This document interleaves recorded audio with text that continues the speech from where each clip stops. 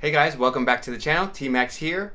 Welcome back to this series that I'm doing on all of these old cultural differences that I've written down over the past years, and I'm finally sharing with you all. Remember to go ahead and hit subscribe before we begin.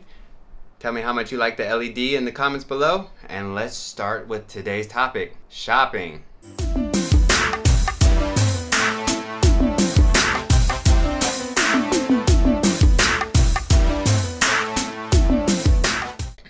I moved to China from Europe, so my expectations for things like customer service in restaurants and stores was gone. There was no expectations whatsoever because those types of things don't exist in Europe. Moving here to China and going into a store to, buy clothes or to buy something at a grocery store, I was actually surprised with the level of customer service, the smiles, the how can I help you, and despite the language barrier that I originally had when I first moved here, the people will try to be helpful. Really, they're like, oh, I'm at Carrefour trying to buy a blanket for my bed, and I don't know what this lady's saying. She doesn't really know what I'm saying. I'm using Google Translate, but she was very patient and, smiling the whole time, and there's no commission.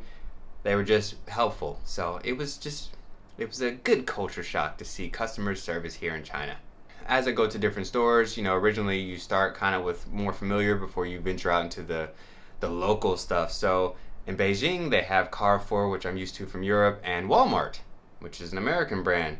So I go to Walmart, and it is not the same Walmart that we have in the West.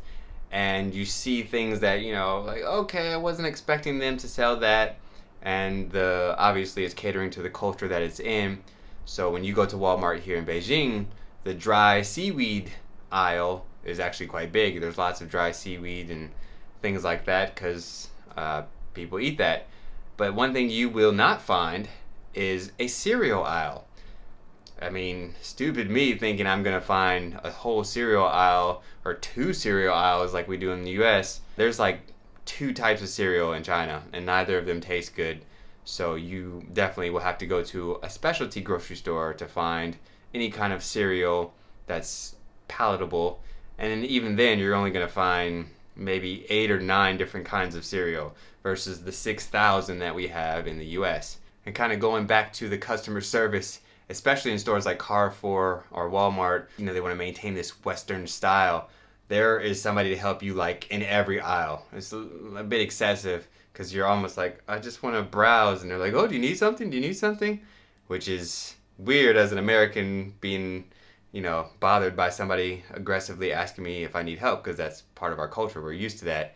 But living in Europe for a while, I kind of got used to that, like my autonomy. Like, let me look, and if I need help, I'll come find you. Even though in Europe, you won't find anybody. Here, you can find them, and they will leave you alone, especially as a foreigner. Half of them are too scared to approach me, but I definitely see them, if somebody's picking up something like, oh, do you need help with that? So Carrefour and Walmart are the only stores that I've seen like that. The Chinese stores are not. They're not manned in every aisle waiting to help you. So I'm in Carrefour trying to buy some dress shoes, and they had nothing over size 44. It's like size 11 US. And I wear size 12 or 45, 46. So Carrefour doesn't sell anything over 44. Walmart doesn't sell anything over 43. I go to most of the Chinese specialty shoe stores, nothing over 42 or 43. Nobody has big feet apparently. So you have to go to the outlets, which aren't far, but you need to know that that's where you need to go. And there you can find shoes that are a bit bigger. But even then, the outlets are not cheap here. So if you want to find cheap shoes that are big, you have to go online. But when you order online, you don't get to try it on. You don't know if it's going to fit. Thankfully, you can always just send stuff back. So buy all my shoes online here. So I live in Beijing, but I've also seen this in other major cities and even in some tier 2 cities. Malls. Malls are everywhere. Like, there'll be a mall here, and then across the street, a mall here, and then across the street from there, it'd be like, so just 3 malls right here, and they're not the same mall. It's 3 different malls, and they have different products, different stores inside. Sometimes they'll have the same store, and I'm like, how many Starbucks? And not just food stores, there'd be like Cartier and, some random really expensive stores like in 2 malls next to each other. And I'm like, I don't think there's that many people needing to shop in.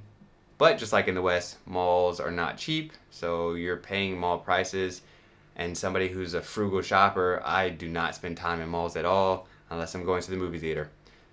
It's too expensive for me. So again, I'm coming to China from Europe, and so I'm used to a holiday time being a holiday. So, Christmas or some big holiday like that, everything shuts down. Stores are closed, people are not doing stuff. China seems to be a little more like the US, where our holiday just means we're going to sell you more, and we're going to open longer, we have holiday hours. So it's really interesting to see Chinese stores open even on their holidays. Spring Festival is the exception. I think one day, a national day, also the whole country shuts down, so people don't work on those days. But there are other major holidays like Dragon Boat Festival or Tomb Sweeping. Stores are open. So an interesting thing you'll see here, especially in the north of China, in the winter it's really cold. So normally they just have glass doors that go into stores, but what they'll do is they install like these plastic strips, and it almost looks like you're walking into like a meat packaging plant. This big thick plastic like blinds that are hanging down, and you gotta like move it out the way. And in China, people don't hold the blinds in front of you or the door or anything, so you just like get you hit in the face. And it's to keep the heat in, obviously, but it's just really interesting. You see it at all stores. Everybody installs it: restaurants, shops, malls, businesses. And the last thing is about online shopping, which I actually plan to do a whole separate video just about online shopping because it is very interesting here. But one thing that they do to showcase the strength of the products, they like to have people stand on the products, or if it's something that you hang, like I was trying to buy a shower curtain, and they have two people hanging from the shower curtain. I'm like, okay, that demonstrates the strength of the curtain, but it's kind of excessive to have two people hanging. But a lot of the things, backpacks, stuff like this, they'll use objects. So like we put a 16-liter water bottle in the backpack to show that it can hold it. So this is how they demonstrate the quality or the strength of objects. If it's a table, they'll have like 3 people stand on top of it. Like, look how many people can stand on this table. It's so strong. And I guess that's how you convince people to buy things, is how many people it will support. So that's all that I have for shopping. For the you expats out there living in China, what have you noticed about shopping, going to stores, or anything about businesses during the time that you have lived here in China?